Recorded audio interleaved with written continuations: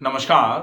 आजकल देखा जा रहा है रोग दिन प्रतिदिन बढ़ते चले जा रहे हैं। रोग कैसे हैं? जीवन शैली के रोग हैं। जो सेडेंट्री लाइफस्टाइल है, हर व्यक्ति लगातार एक जगह पर बैठ करके काम कर रहा है। इन रोगों में अगर आपको बहुत अच्छा आराम चाहिए तो आपको आज मैं दो ऐसे आयुर्वेद से शास्त्रोक्त जो श्लोक हैं उनसे परिचय करवाऊंगा। और अगर आपको ये लगे कि ये श्लोक जो हैं इनमें जो बात कही गई है वो बहुत उपयोगी है, तो आप इन दोनों बातों पर गौर करिए। अगर आपने इन दोनों चीजों को अच्छे से समझ लिया और इनके हिसाब से अपने जीवन में परिवर्तन कर लिए तो निश्चित ही ये मान लीजिए रोग कैसा भी होगा उसमें पूरे तरीके से उस रोग को जड़ से खत्म करने में आप सक्षम होंगे। रोग धीरे धीरे करके शरीर में जो जड़ें जमा रहा है, उस जो रोग आपके शरीर में पैदा हुआ है उसकी जड़ों को आप ढीला कर देंगे अगर आपने इन दोनों चीजों पर बहुत अच्छा फॉलोअप किया। सबसे पहला श्लोक कि जो रोग हैं उनमें से आधे रोगों का अगर आप इलाज करना चाहते हैं तो श्लोक क्या कहता है? अर्ध रोग हरि निद्रा। अर्ध रोग हरि निद्रा मतलब आधे रोगों को हर लेती है अगर अच्छी नींद आपको आए। अगर आपको नींद अच्छी नहीं आ रही है तो ये मान लीजिए कि आप आज नहीं तो कल बीमार पड़ने वाले हैं। अगर आपको ऐसा लग रहा है कि आपकी नींद, जिसको साउंड स्लीप कहा जाता है, और अच्छे स्वास्थ्य के लक्षणों में एक लक्षण होता है गाढ़ निद्रा। नींद कैसी होनी चाहिए? गाढ़ी होनी चाहिए। गाढ़ निद्रा, नींद गाढ़ी आनी चाहिए। ये क्या है? ये अच्छे स्वास्थ्य के लक्षण हैं। तो अच्छे स्वास्थ्य के लक्षण में एक लक्षण होता है नींद बहुत अच्छी आनी चाहिए। इसीलिए कहा जाता है अर्ध रोग हरि। आधे रोगों का हरण करने का काम करती है, आधे रोगों को हर लेती है अच्छी नींद। अगर नींद अच्छी आएगी तो आपके रोग धीरे धीरे करके कम होना चालू हो जाएंगे। पहला। अब नींद अच्छी कैसे आएगी इसके लिए हम आपको दूसरे श्लोक के बाद में दोनों के लिए कुछ उपयोगी उपचार बताएंगे। अब दूसरा जो श्लोक है वो होता है कि आप अगर पूरे के पूरे रोगों को एक साथ हरना चाहते हैं, आप सारे रोगों के कारणों को खत्म करना चाहते हैं, तो कहा जाता है सर्व रोग हरि शुदा। सर्व रोग हरि शुदा। शुदा का मतलब क्या होता है? शुदा का मतलब भूख।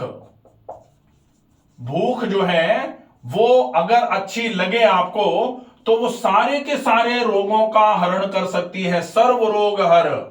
सर्व रोग हर का मतलब सारे के सारे रोगों को जो हर ले वो क्या है? वो अच्छी भूख है। और ये फिर से अच्छे स्वास्थ्य के लक्षणों में जैसे गाढ़ निद्रा होती है वैसे ही क्या कहा जाता है? शुद्ध तीक्ष्णा। शुद्ध तीक्ष्णा का मतलब क्या है? शुद्ध तीक्ष्णा, तीखी भूख लगनी चाहिए। अगर तीखी भूख लगे इसका मतलब होता है कि आपका शरीर पूरे तरीके से स्वस्थ है। और अगर आपको भूख लगना कम हो गई है इसका मतलब है कि आज नहीं तो कल आप बीमार पड़ने वाले हैं। तो आपको इन दो श्लोकों पर पूरा ध्यान रखना चाहिए। अर्ध रोग हरि निद्रा, सर्व रोग हरि शुदा। अगर आपको भूख नहीं लग रही है तो फिर आप भूख को कैसे जनरेट करा सकते हैं? या फिर अगर भूख नहीं लग रही है, रोग का कारण क्या होता है? कहा जाता है सर्वे रोगा मलावसा। सारे के सारे रोग शरीर में कब आते हैं? जब शरीर में मल का वास होना चालू होता है। और आपकी भूख कब खत्म होती है? जब पहले इंडाइजेशन होता है, शरीर में जो खाना खाया है उसका पाचन रुकेगा, फिर वो खाना शरीर में सड़ करके रुकना चालू होगा, तभी तो आपकी भूख खत्म होगी। तो फिर रोग का कारण तो जनरेट हो गया। सर्वेशाम रोगाणाम निदानम कुपितः मलः, ये कहा जाता है। तो ये जो सर्वेशाम रोगाणाम, सारे के सारे रोगों का कारण जो होता है वो कुपित होता हुआ मल है। और कुपित होता हुआ मल अगर शरीर में रुकेगा तो आपकी भूख धीरे धीरे करके कम होना चालू हो जाएगी। अब आप इलाज अगर कराना चाहते हैं तो उस कुपित होते हुए रुके हुए मल को निकालना चालू कर दीजिए, आपको अच्छी भूख लगना चालू हो जाएगी। और अगर आपको अच्छी भूख लगना चालू हो गई तो क्या कहा जाएगा, सर्व रोग हरि शुदा, कि आपके सारे के सारे रोगों का हरण करने का काम करेगी ये तीखी भूख। तो अब हम देखें कि किस तरीके से आप नींद अच्छी आए ये व्यवस्था कर सकते हैं और आपको अच्छी भूख लगे, ये आप कैसे, आप कौन से उपचार या कौन से उपाय इसके लिए कर सकते हैं घर में रहते हुए।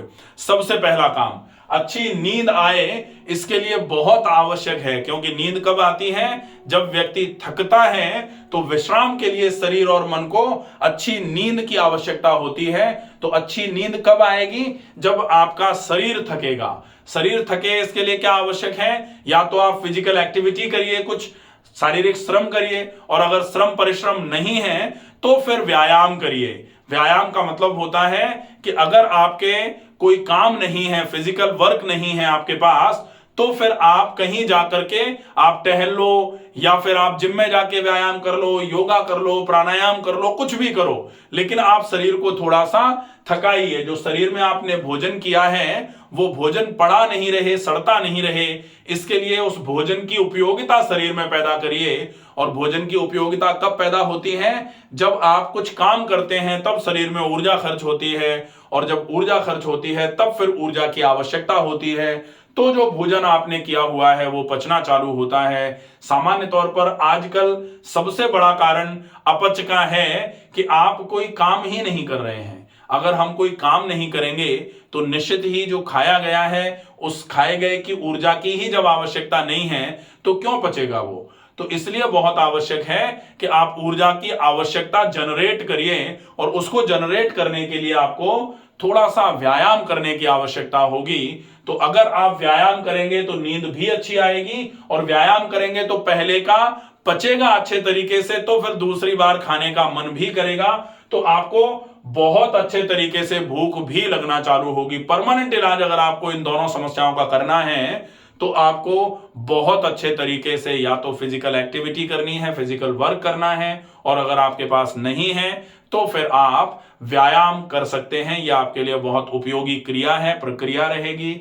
इसके अलावा दूसरी चीज नींद के लिए जो है वो है, रोज रात को सोने के पहले हल्के गुनगुने पानी में पैर डालें।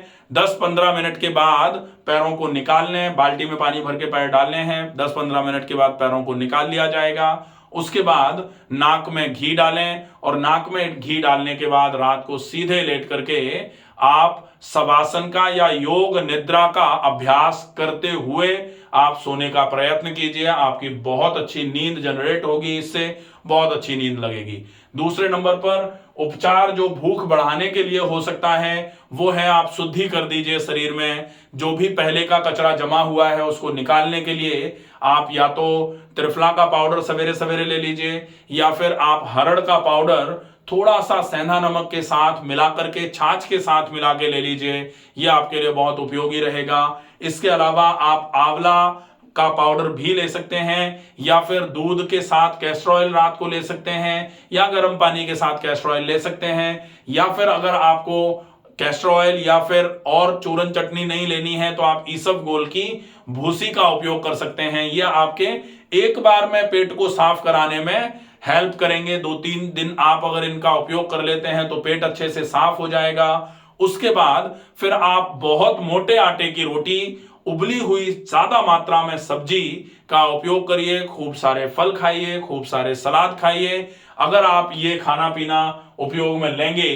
तो ये खाना अच्छे से पचेगा, जो शरीर में भूख को जनरेट करने का बहुत अच्छे तरीके से काम करेगा। इसके अलावा इलाज अगर आप भूख को जनरेट कराने का कराना चाहें तो फिर पेट का गर्म ठंडा सेक करके पेट पर मिट्टी की पट्टी करी जाए, और उसके बाद फिर अगर एनिमा पॉसिबल हो तो एनिमा ले लिया जाए। ये 3 उपचार अगर आपके हो जाएंगे, गर्म ठंडा सेक, मिट्टी पट्टी, एनिमा, बहुत अच्छे तरीके से काम करेगा। अगर आपको गरम ठंडा सेक बाद में करना है तो फिर पेट पर पहले सेक, फिर मिट्टी पट्टी, फिर एनिमा, और एनिमा करने के बाद खाली पेट खाली आंतों में आप गरम ठंडा सेक कर सकते हैं। ये आपके लिए ये भी प्रक्रिया बहुत उपयोगी रहेगी। तो इनका उपयोग करके आप अपनी ये दोनों चीजें अर्ध रोग हरि निद्रा, नींद बढ़ा सकते हैं, और सर्व रोग हरि शुदा, पूरे रोग खत्म करने हैं। तो हम तो दोनों ही चीजों को ठीक कर लेंगे। धीरे धीरे करके आपके जितने भी रोग हैं उन सारे ही रोगों में बहुत अच्छा आराम मिलना चालू हो जाएगा। आशा है ये छोटी सी बात आप सब लोगों को समझ में आएगी अच्छे तरीके से ज्यादा लोगों तक ये वीडियो शेयर करें। स्वस्थ रहिए, सुरक्षित रहिए। धन्यवाद।